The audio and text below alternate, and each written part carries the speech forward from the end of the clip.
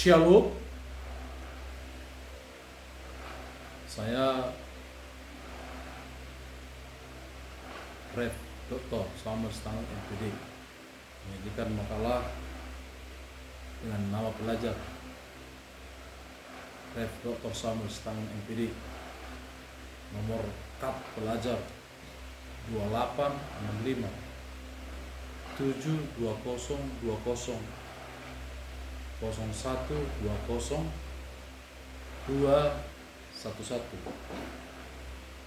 Kursus pelajaran yaitu praktikal Geology of Doctor, Institute Holy Spirit College, pensyarah atau dosen pemangku pengajaran Bapak Bishop Profesor Joseph.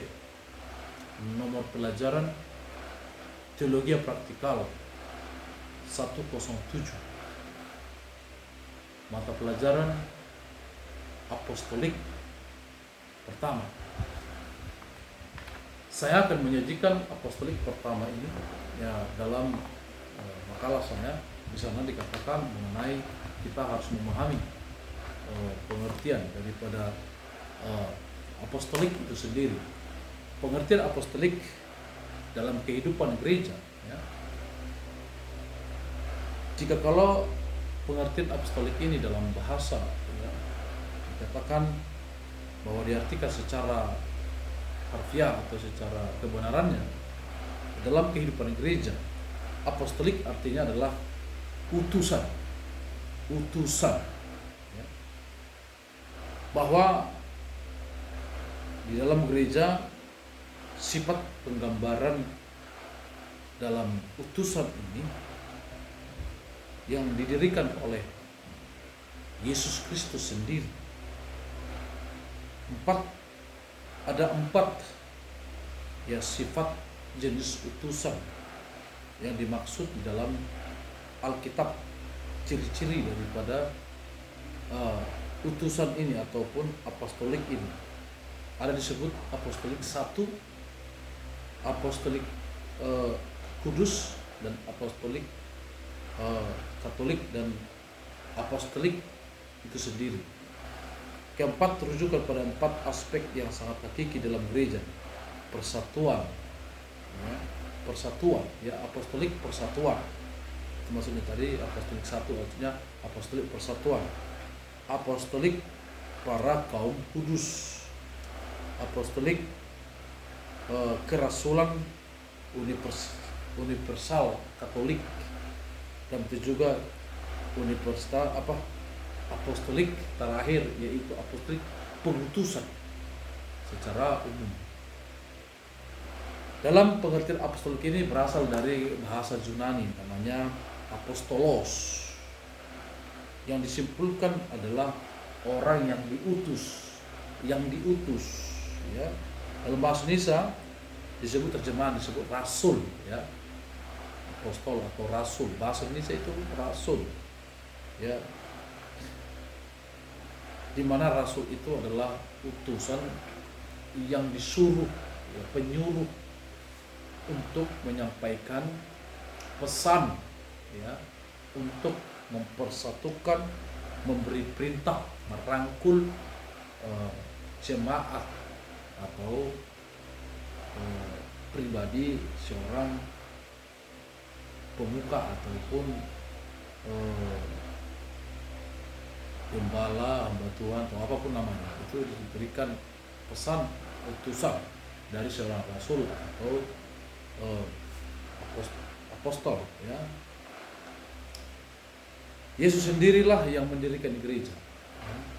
Ia telah menunjuk para rasul-rasul untuk meneruskan ajaran Tuhan, untuk meneruskan kebenaran Tuhan yang bersifat apostolik, dan meneruskan semua perintah-perintah kebenaran daripada Tuhan melalui utusannya. Di dalam letak dasar daripada peletakan daripada rasul ataupun apostolik ini disebut sebuah organisasi gereja yang disebut juga para uskup, ya disebut para uskup, pemimpin-pemimpin atau pembantu-pembantu para imam. Maksud dengan demikian menjadi jelas gereja beragam untuk memahami, menunaikan tugas jabatan apostolik ini atau imam ini atau keuskupan ini di dalam gereja Katolik, Protestan, Anglikan, ya. Dan sangat kita boleh mengerti di dalam ayat firman Tuhan, gereja adalah berwenang untuk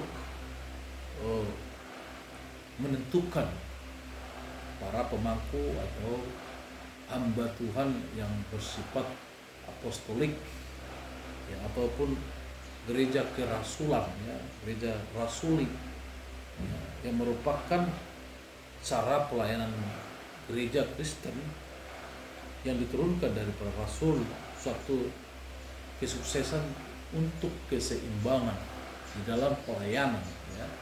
Jadi apostolik itu adalah untuk keseimbangan pelayanan dalam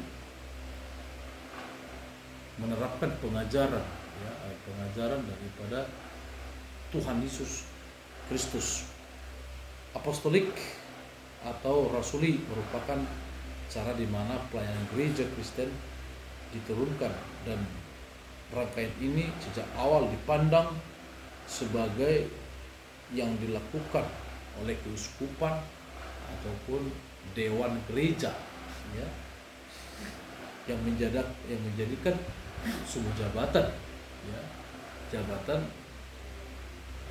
ya, ketahtaan dan pelayanan yang ditahbiskan oleh gereja sesuai dengan aturan kerasulan, ya, yang dibuat di Ban. Nah, contohnya gereja Katolik atau gereja Protestan, Anglikan, ya, mereka ya Ortodoks Oriental, ya, itu juga gereja Ortodoks Lama, Ortodoks Timur, ya, semua ini menjadi suksesi daripada pembuat pelaku di mana pelayanan rasuli ini bisa berlaku. Maka dalam gereja Anglikan keuskupan dideskripsikan ada 3 model apostolik, bahwa seorang uskup menggantikan yang lain menjadi takhta yang sama adalah ajaran, sementara gereja secara keseluruhan adalah bahtera pembenaran dicurahkan pada uskup, merupakan suatu bagian penting dalam melaksanakan tugas. Yang kedua, bahwa uskup adalah disebut penerus para rasul, di mana fungsi-fungsi mereka lakukan dengan mengajar, mengatur, dan menahbiskan adalah sama yang telah dilakukan para rasul. Yang ketiga adalah digunakan untuk menandakan bahwa kasih karunia diteruskan dari para rasul kepada setiap generasi dengan generasi rasul berikutnya.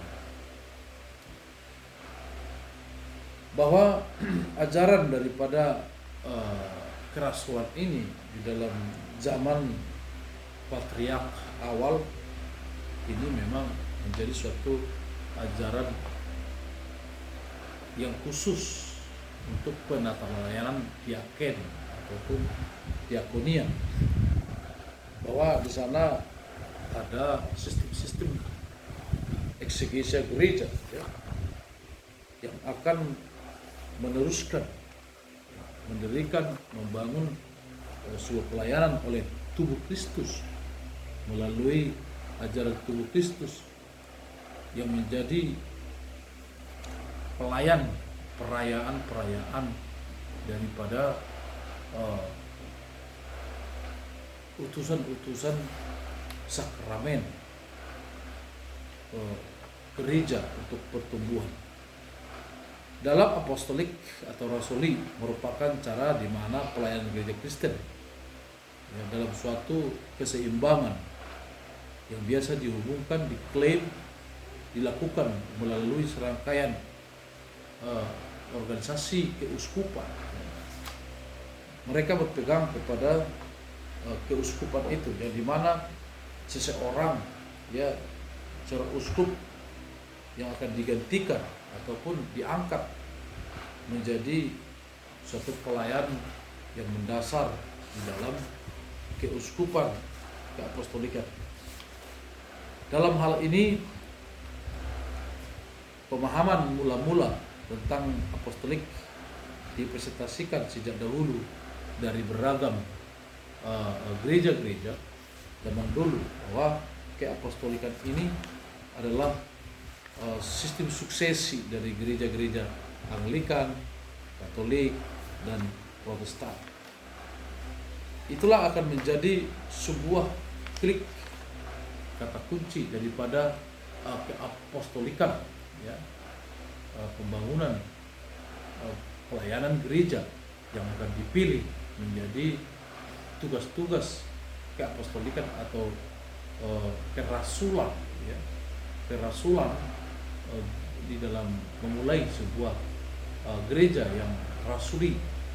Ya, demikian sebagai kata pengantar apostolik pertama ini yang akan memahami pengertian dasar daripada apostolik di dalam pengantar apostolik pertama ini. Terima kasih. Shalom. Tuhan Yesus memberkati. Amin.